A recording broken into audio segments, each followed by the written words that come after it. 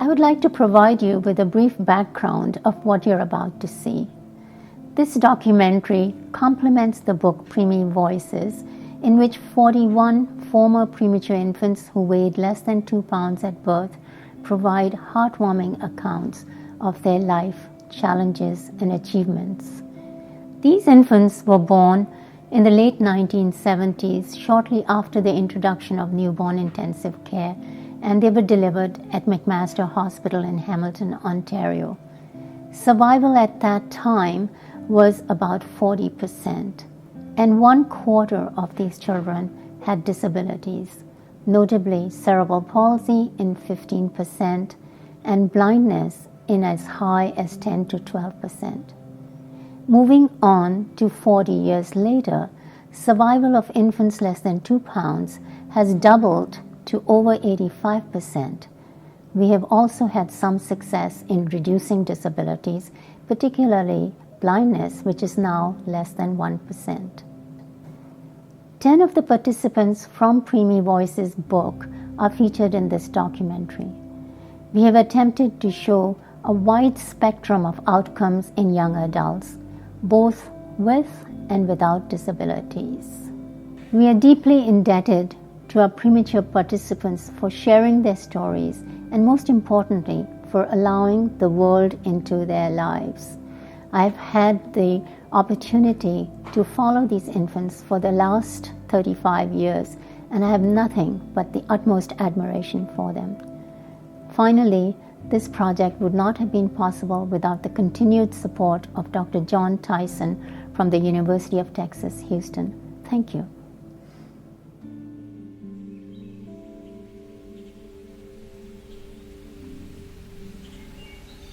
It's not so much people have disabilities, but people have different abilities. I think that's important to remember. As compared to things like pound of butter, slab of bacon, little frog, those kind of things. I was born in Welland, Ontario. I was rushed to McMaster, of course, because of the complications. And I was pronounced dead 3 times. They finally called in a psychologist, a child specialist. And at that point, after a day of watching Ivan, she turned around and she said he was severely retarded and he should be institutionalized. The easy way to put it besides birth weight is I was about the size, my leg was about the size of my finger. You know, I would have fit in my hand today. Apparently my mom said I could fit in her hand, and I was always like, whatever, I don't believe you. And then one year, I think when I was 16, when I was going to MAC for some more tests, they actually had a little boy that was the exact same weight. So they brought me in, and I was like, oh, my mom was right. She was telling the truth, and yeah, I could fit in her hand. Elizabeth was the last of the day to be delivered to McMaster because they really didn't think she'd survive. We didn't either. And at the time I was the smallest baby born in Canada. And I didn't want to go and see her because I was sure she was going to die, and I didn't think I needed that, and I was trying to protect myself. Finally, an intern, I think, called and convinced me that we had to go, and we had to support this child. We really had to try. So we went, and he told me some pretty awful things, and I just put them all aside and said, okay, what will be will be. We won't buy into a package formula. We'll just see how things come along, and they've come along. In terms of development, I was generally developing well. There was the issue with my eyesight. My parents didn't realize, but without my glasses, I'm legally blind. And they didn't know, and they would have incidents of me going up to strange men and calling them daddy, and walking into walls and things like that, and so they didn't know what was going on. I have cerebral palsy as a result of the oxygen or lack thereof, or my understanding of how it works is that when you're born that premature, they have to give you oxygen, have to give the baby oxygen, and it's sort of anybody's guess about how much to give. So too much, too little, you get problems like cerebral palsy that way, and retinopathy of prematurity, which is an eye disease that I also have. I think for the first year of life, I was a little bit, not underdeveloped, but I wasn't quite meeting the statistics that I should be. But the doctors didn't seem to be too concerned about it, and I did catch up eventually. My mom was actually visiting her parents, and or something like that, and I wasn't born, like I was born at home or on the way there, so I was kind of early. She was worried, obviously, and then I was at MAC for a long time, for three months afterwards, so she really couldn't come in. Like, she can come in a little bit, but she wasn't able to, be with me every day, so that kind of caused a lot of... What I was told was that I was born prematurely, and in order to save me, I was given too much oxygen, which resulted in me not being able to see. Well, the real challenge was she didn't walk. Elizabeth didn't walk until she was 7. So my husband and I worked really hard at keeping her out of a wheelchair. The local doctors, we lived in the city of Kitchener, not in Hamilton, and local doctors suggested that we put Elizabeth in a wheelchair, but we knew if she went in a wheelchair, we were being advised by the Growth and Development Clinic that she would probably never walk. I got fairly lucky in the sense that I did have some eye damage, but only to my right eye, so I can see fine out of my left eye, and I have a little bit of decreased hearing in my left ear. Other than that, I've been lucky in the sense that otherwise I've been fairly normal. I was in an incubator. My parents, I guess, had a hard time because they couldn't physically hold me, but they visited and did what they could. When I was born, my mom had gotten sick, and that they weren't sure whether we were both able to come out alive. In terms of my health, I've been very fortunate. I have had some problems with my eyes. I have a condition called iritis, but that's hard to say whether it's related to being born prematurely or it's something that's genetic. At 5 months, I was diagnosed with blindness because of too much oxygen being sent to the brain, and I guess maybe a couple weeks later, I was diagnosed with cerebral palsy on my right side because of a lack of oxygen that was sent to the brain. I was kind of treated like a lab rat, basically, right? Because I was living and, kind of a miracle baby for these pediatricians and these young pediatricians. The doctors had said that I would never speak, never have severe mental delays, be deaf, blind, cerebral palsy, mentally challenged. And basically, they just gave everything to my parents just in case something happened. Probably from about birth to kindergarten was what I would refer to as phase 1 of cerebral palsy, because that's when it was the worst for me. It was a question of, is she gonna walk? Nobody knew. Well, nobody knew a lot of things at that point, because as you said, with cerebral palsy, there's that range. Yeah. You literally have no idea what you're gonna end up with, for lack of a better term. My ICP is very light. However, it is there. So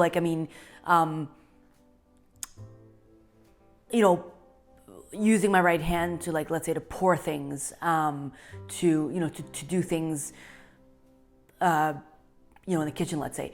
I just have really one hand that I can really use safely. I think I was a very strong person, so I really accepted it. I said, okay, I'm this, so I'm disabled, so to speak, but let's take this disability and let's work with it, or these disabilities, and work with them.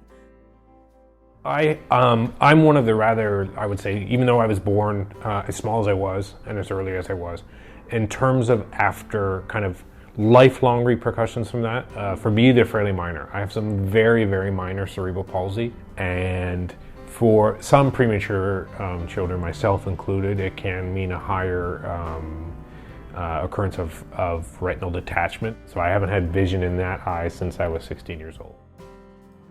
I think it felt really nice to be more independent without the walker, and I felt more free than I did with the walker. You could finally do things that other kids did.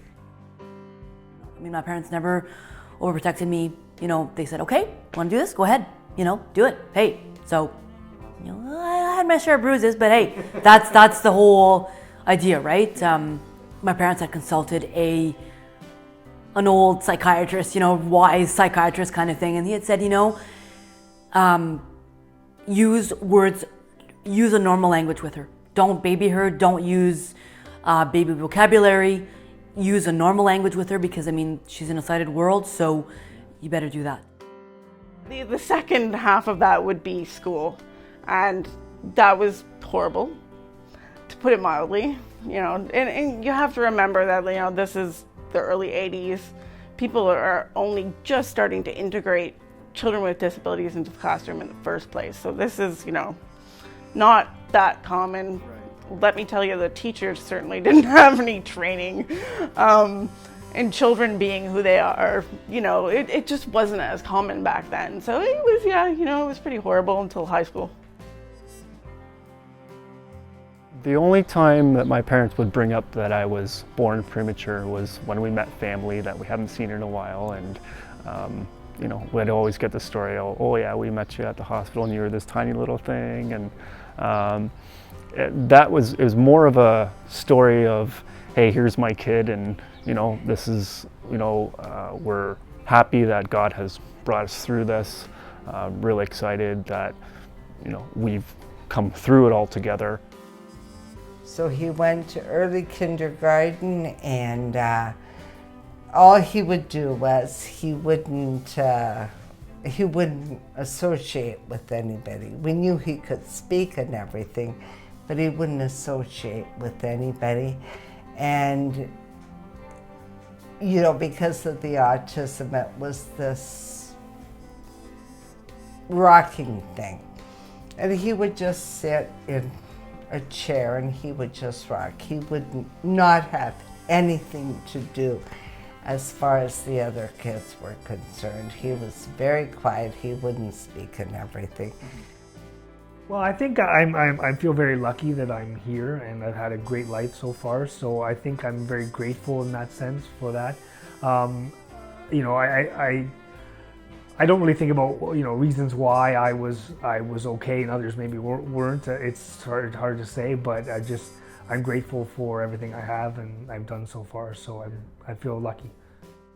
I was 5 or 6 when I started swimming, and I started swimming competitively with the Special Olympics when I was 18.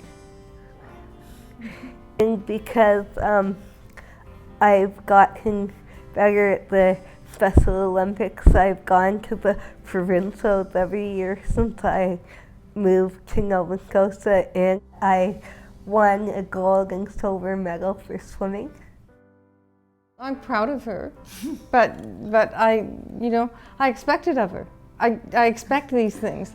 She can do it. She's more than capable. She's a bit lazy at times. She could do more if she tried harder. But, you know, we work on it. It comes.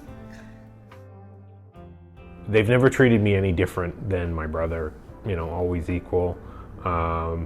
Yeah, you know, when I was younger, I probably needed some more support, more physical support with things than maybe my brother did at a similar age.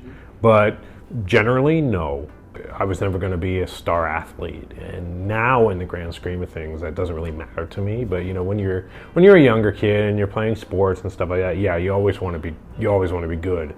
And I just was never great at it. Now that I look at it back and kind of look back on it, I question how much of that's mature, how much of that is to do with me being premature, and how much is that to do with genes, because my parents are not sports people either.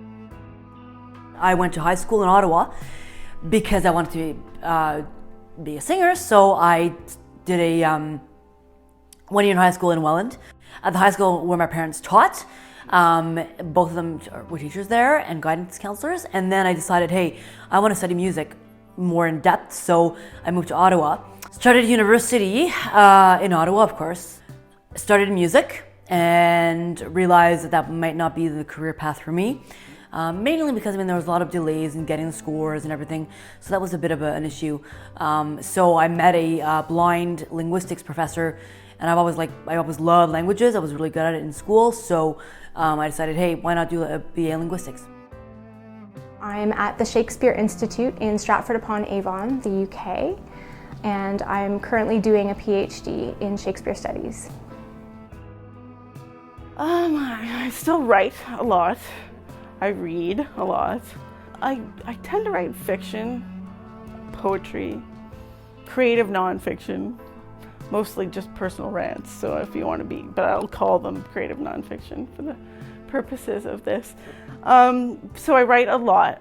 I'll write about anything, really. I have a blog, I did some freelance stuff for an online blog magazine here in Ottawa called Apartment 613.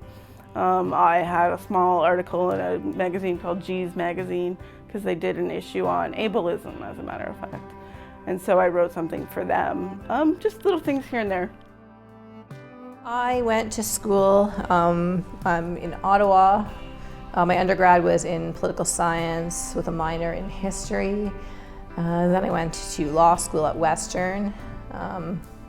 I've been practicing in Hamilton in commercial litigation since I got called to the bar in 2005. So that's what I do professionally. I enjoyed music.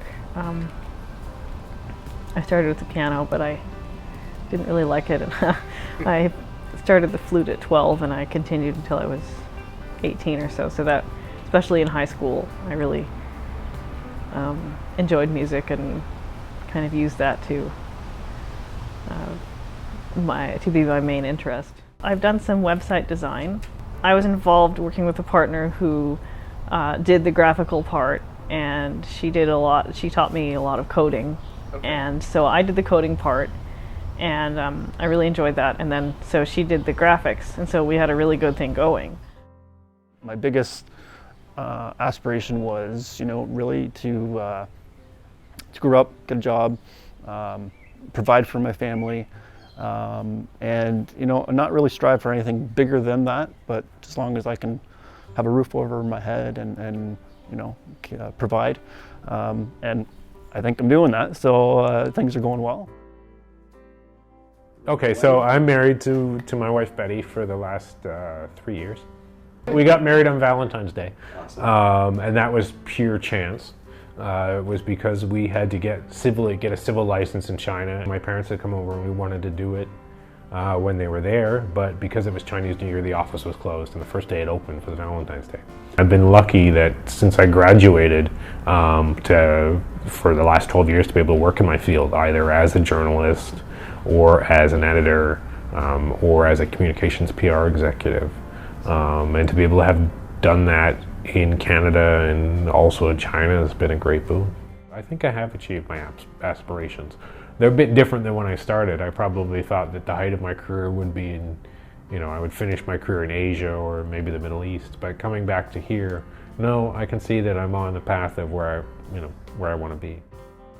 Our goal was that Elizabeth would be completely independent as soon as possible. In other words, the generation before Elizabeth were probably sheltered, often hidden away, and we wanted Elizabeth out in the community and being her own self. And so she started, about 10 years ago you started living on your own? Yes. Yeah, as soon as she was able. When you're younger, you kind of think that things will come a little easier to you. And now I'm thinking, okay, well, it would be nice if they did, but this world is really competitive. And it's not easy. And it's a good thing to be realistic. And I think I am that. I hope not a bitter person. I hope just realistic. Well, I'm honored to be a father. It's an awesome thing to be a dad, and I think it's important that I think that not everybody wants to have children, but I think those that do, it's very rewarding. When you walk in the door and she runs up screaming "Dada, Dada," you can't put a price on that kind of thing. So I think it's a great thing to be a father. I work for the Hamilton Wentworth Catholic District School Board, the plant department. I love the people I work with very much. Mary Grada and Avanya Sino. And and a lot of new faces I've never met before in the past, but now I know them much better.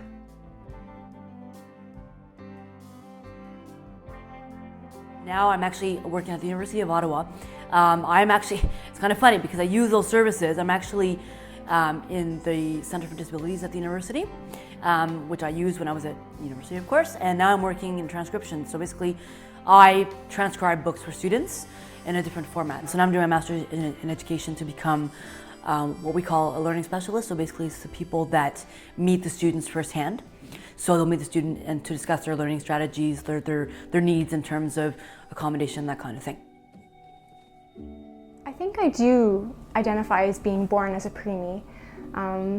My parents always told me that I was never a quitter, that I always fought, and that's kind of how I see myself.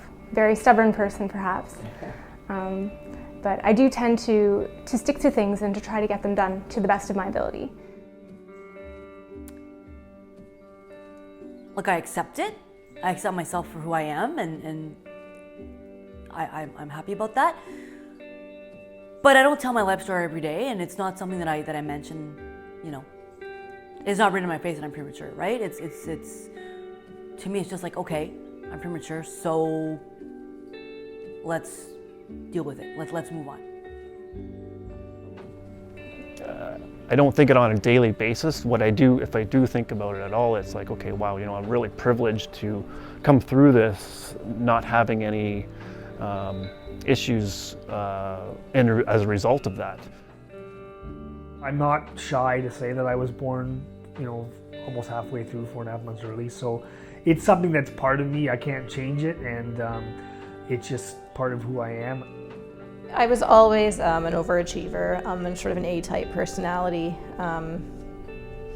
I think that has a lot to do with the prematurity, because they seem to say that if preemies make it through, then they tend to be fighters elsewhere in their life. I suppose I'm not surprised that I'm in the kind of profession that I'm in. That's a lot of reading and writing and more fighting. It's a story to tell, that's it. Like, other than that, being born premature, like, I never think about it like, I can't do this, it's because I was born, tiny. It never crosses my mind. Like, it's just something that happened, I was born small, I was born early, and that's it. I'd say I'd probably somewhere in the middle. I don't identify as somebody who was born premature, in so much as I identify as somebody with a disability. I think those kids need to see that it can be okay, somewhat more than their parents do, because it can be really hard. It does get better. It sucks sometimes, but it's not perfect. Even now, I'm 36 years old. It still impacts my life for sure, and nobody knows how that's going to change. Nobody knows what my future is going to look like, but the worst part is over.